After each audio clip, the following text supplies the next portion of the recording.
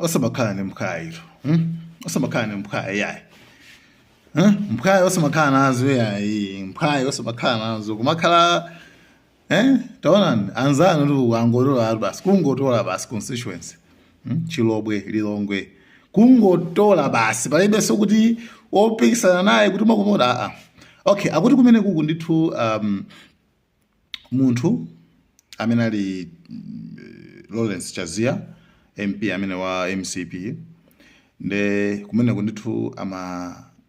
ndi amene anakapereka ma nomination papers yekhayo basi kumeki kuja ndi amene anakapereka basi kulibenso winaso amene anakapereka iyeyo basi ndi amene anakapereka right nde munthu uli mu constituency upikisana bwanji ndu ngasi palibenso amene anakaperekaso that means ndoti alipo yekha basi nde iyeyo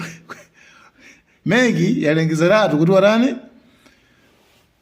munthuyo wawina basi congrats what can we say, it's congrats basi ye ndithu ena anunso kumadala kwanuko kumene kumukwana zoti akuku nde osafoyire yayi tengana mimba mukapereke unfortunate entire anyway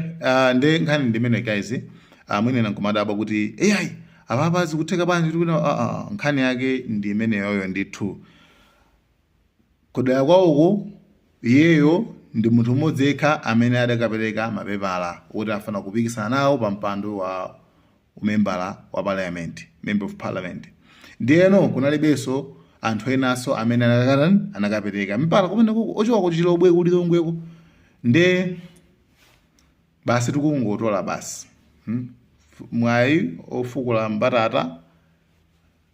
zama khasu lilipo. Guys, ngani ndimeneyo guys, thank you so much. Malawian Cameras.